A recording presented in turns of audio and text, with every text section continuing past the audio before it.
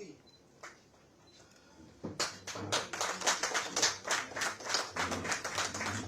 श्री गौरव सिंह चौहान,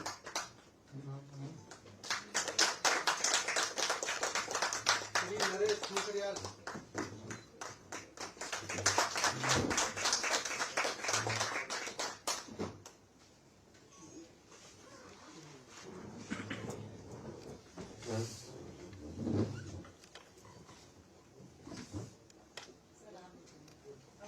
माननीय अध्यक्ष महोदय, मुख्य सचिव महोदय से अनुरोध करूंगी कि सर हमारे अभ्यर्थियों को जो अपना नवनियुक्त हमारे आरओ को सर आशीर्वचन देने का कष्ट करें। माननीय मुख्यमंत्री जी, सचिव राजस्व, सचिव एवं आयुक्त राजस्व परिषद के हमारे अन्य अधिकारीगण और माननीय मुख्यमंत्री जी के कर कमलों से नियुक्ति पत्र प्राप्त करने वाले हमारे नवनियुक्त समीक्षा अधिकारी और सहायक समीक्षा अधिकारी, यह आप सबों के लिए बहुत ही गौरव का क्षण है, आपके लिए, आपके परिवार के लिए, कि आपको राजस्व परिषद में नियुक्ति मिली है और उससे भी बढ़कर है कि माननीय मुख्यमंत्री जी के कर कमलों से आपको नियुक्ति पत्र मिला है। ये एक यादगार क्षण रहता है हमेशा के लिए सर, अपने कैरियर के लिए जब भी होता है तो। और आज से आप एक अपनी नई जिंदगी शुरुआत करेंगे और हमें उम्मीद है और आशा है कि आप अच्छे तरीके से अपने जो भी दायित्व और जिम्मेवारी मिलेगी आप योगदान करेंगे।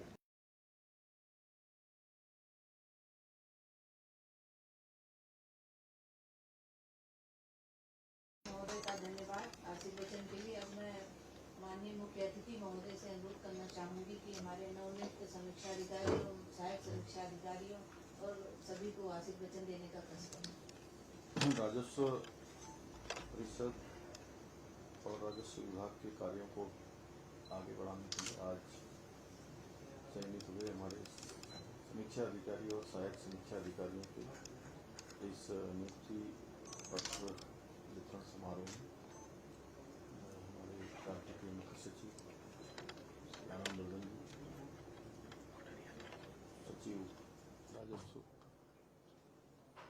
श्री सुरेंद्र नारायण पांडे जी, रंजना जी और हमारे सभी राजस्व परिषद और राजस्व विभाग के सभी अधिकारीगण, और आज जिनको नियुक्ति पत्र मिले हैं, आज से जिनकी ज्वाइनिंग हो रही है, ऐसे सभी हमारे चयनित समीक्षा अधिकारी और सहायक समीक्षा अधिकारी, हमारे मीडिया के सभी साथी, मैं सबसे पहले तो आज आप सब लोगों को बहुत बधाई देता हूँ, बहुत शुभकामनाएं देता हूँ कि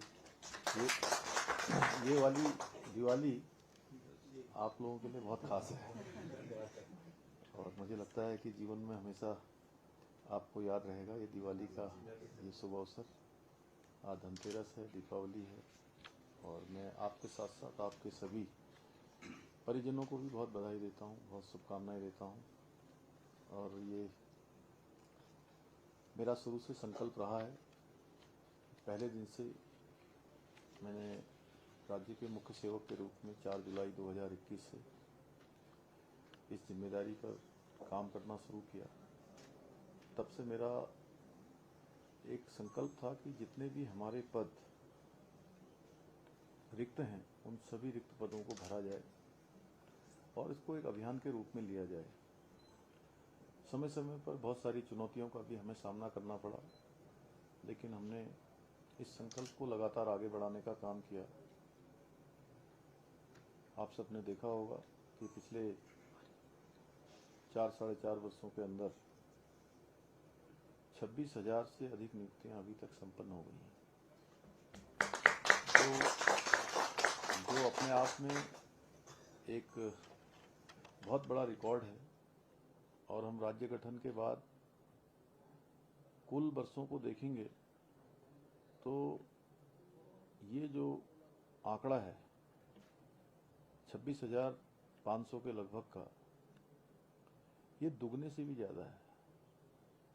और पूरे राज्य गठन के बाद अगर कुल नियुक्तियां भी हम निकालेंगे कितनी हुई हैं तो लगभग 40,000 के आसपास नियुक्तियां हुई हैं, तो ये दुगने से अधिक का आंकड़ा है। पहले भर्ती प्रक्रियाएं पारदर्शी नहीं होती थी, समय समय पर उसमें शिकायतें आती थी, 2002 से अगर हम राज्य गठन के बाद देखेंगे तो पटवारी भर्ती का बहुत बड़ा घोटाला हुआ था। पौड़ी जनपद से उसकी शिकायत आई थी। तत्कालीन डीएम को भी उस समय हटाना पड़ा था। उसके बाद यूके SSSC के पेपर लीक हुए थे, उस पर भी बाद में जांच हुई और जो उसमें दोषी पाए गए उनको भी हमारी ही सरकार के समय में उनके ऊपर भी कार्रवाई की गई।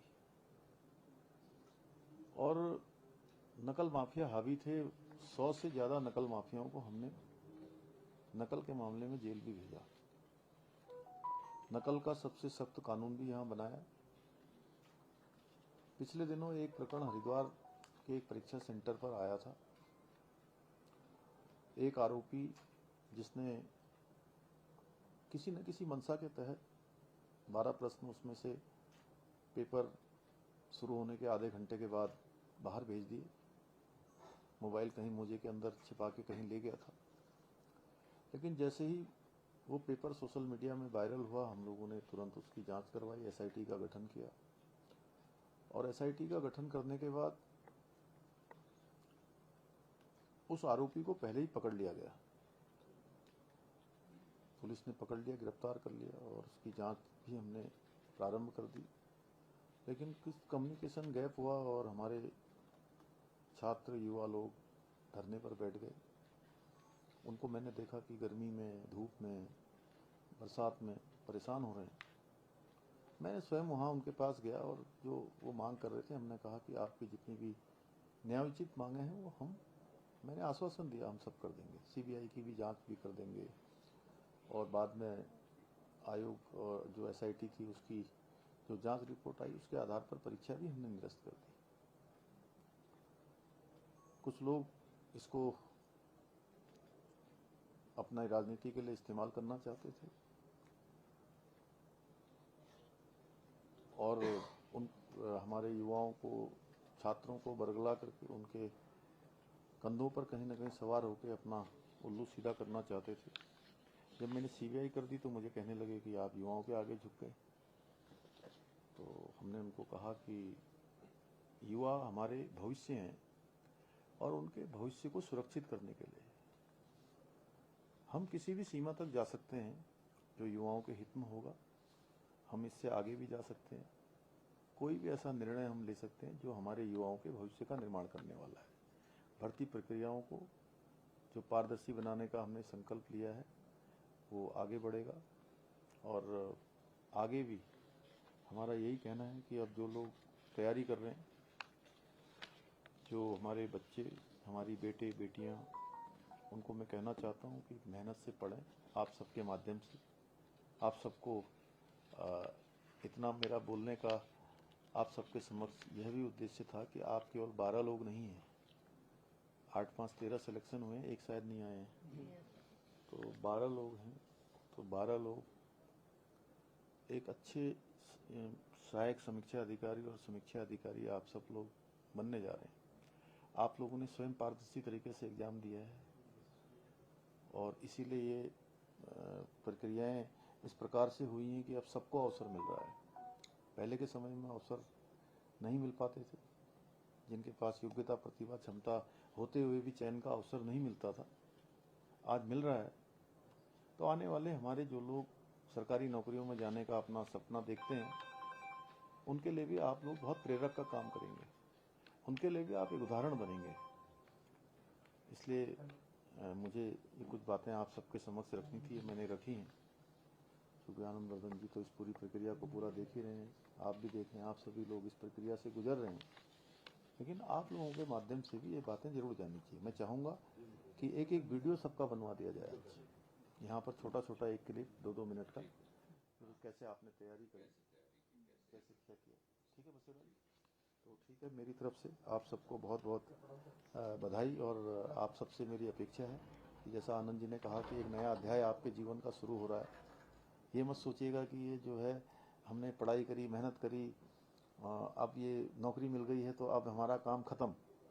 अब आपका काम शुरू हुआ है। एक काम खत्म हो गया लेकिन अब नया काम शुरू हो गया। पारदर्शिता यहाँ भी लानी है, बहुत फाइलें रुकती हैं रेवेन्यू परिषद में, वो फाइलें नहीं रुकनी चाहिए, सब काम फटाफट निकलने चाहिए, उसमें आप लोगों का बहुत बड़ा योगदान होने वाला है। तो मुझे लगता है कि ये नई जो शुरुआत आपकी हुई है, आपके लिए भी और राज्य के लिए भी, लोगों के लिए भी, इसको एक समर्पित भाव से आप लोग इसको आगे बढ़ाएंगे। मैं आप सभी के उज्जवल भविष्य की कामना करता हूं और आपको और आपके पूरे परिवार को, आपके अभिभावकों को भी मैं बहुत बधाई देता हूं, क्योंकि जितनी खुशी आपको हो रही होगी उससे ज़्यादा खुशी उनको हो रही होगी। तो मेरी तरफ से उनको विशेष रूप से जरूर कहिएगा कि मैंने उनके लिए भी शुभकामनाएं और उनको भी बधाई दी है। बहुत बहुत धन्यवाद।